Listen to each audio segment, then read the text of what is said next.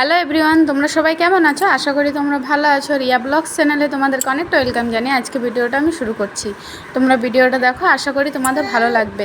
তো এখানে সকালবেলা দেখো ঘুম থেকে ওঠে এই ফ্রেশ হয়ে নিয়েছি। তো রান্না চাপাবো একটু পরে, এখন প্রায় 6টা মতন বাজে। তো ভাবলাম একটু পরেই চাপাবো, অনেকক্ষণ ঘুম থেকে উঠেছি। তো ঘুম থেকে উঠে দেখি বাইরের ওয়েদারটা খুবই সুন্দর, মেঘ করেছি, কী সুন্দর ঠান্ডা ঠান্ডা হাওয়া দিচ্ছে।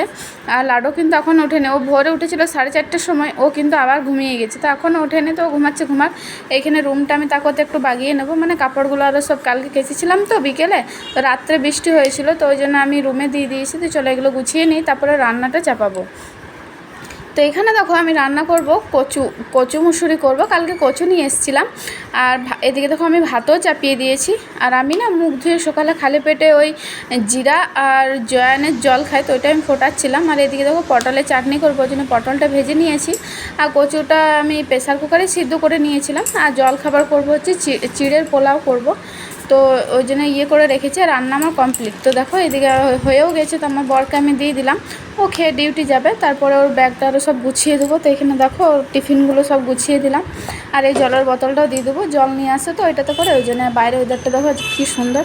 তারপরে আমার বর ডিউটি চলে গেছে। আর এখানে আমি স্নান করে পুজো দিয়ে দিলাম।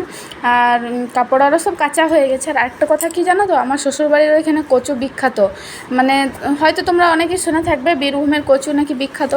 তো ওইখানে কচু তখন ঘরে নিয়ে আসতো, তো মা তো এতটাও খেতে মানে ভালো লাগতো না। তো এখন এখানে এসেছি, তো সেদিন দেখে মনে হলো খাবো, তো ওই জন্য এখানে নিলাম। তো এখানে 80 টাকা কিলো কচু, কিন্তু আমাদের ওই দিকটা এতটা দাম না, তো তাও নিয়ে এসেছিলাম। আর লাডো না খুবই ভালো খেয়েছিল। তো তারপরে দেখো এখানে আমি চিড়ের পোলাও করেছিলাম না, ওইটা একটু খেয়ে নিলাম। আর লাডোর জন্য একটু রাখলাম। তো লাডো দেখো ঘুম থেকে উঠে গিয়েছে, তো ওকে একটু আদর করে দিলাম। তারপরে ওকে স্যারেলাক্স খাইয়ে দেবো। ওকে চিড়ের পোলাওটা খাওয়াতে গেলাম, কিন্তু ও খেলো না, তো ওকে স্যারেলাক্স খাইয়ে দিলাম। তারপরে দেখো ওকে স্নান করিয়ে দিয়েছি, তো একটু ওকে নিয়ে খেলছিলাম। তারপরে এখন মাদেরকে আরও ফোন করব, ও প্রতিদিন মায়ের সাথে কথা বলে ভিডিও কলে। আর দেখো কত বড় কাজলের টিক্কা দিয়েছি, ওইটাই দেখাচ্ছিলাম। কাজলের টিক্কা কোনো মতো নিতে খুঁজে না, তো দিতে গেলে মানে অনেক কষ্ট করে কাজলের টিক্কা আমি দিই। তো চলো আবার তোমাদের সাথে একটু পরে দেখা হবে। তো এখানে দুপুরবেলায় দেখো আমি লাডাকে খাইয়ে দিচ্ছিলাম, তারপর আমিও খেয়ে নিলাম। কচু মুসুরি করেছিলাম আর একটু ছাতু সেনে নিয়েছিলাম। পটলের চাটনিটা জানো তো নষ্ট হয়ে গেছে। আর এদিকে দেখো ও শসা খাচ্ছে। তো চলো খাওয়া দাওয়াটা করে নিই। তারপরে এটা বিকেলবেলা লাডো আবার ঘুমিয়ে গিয়েছিলো, তো ঘুম থেকে উঠলো, তো ভাবলাম তরমুজটা আরও কাটি, ওকেও খাওয়ানো হবে আর আমিও খাবো। আর আমি ফোন দেখছিলাম, আমি খাইনি, আমি ভাবলাম ও উঠুক, এখন প্রায় 3টে মতন বাজে।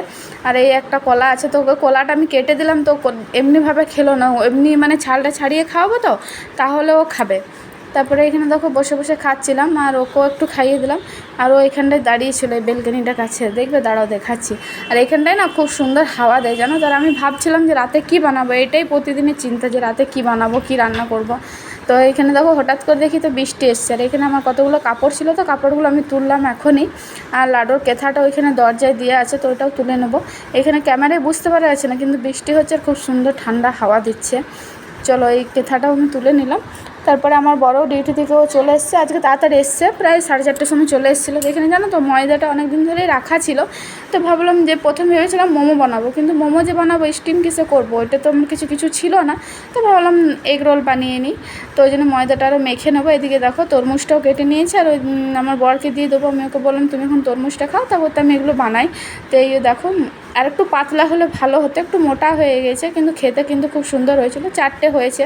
আর ওদিকে একটু শসা, গাজর আর পেঁয়াজ আমি কেটে রেখেছিলাম।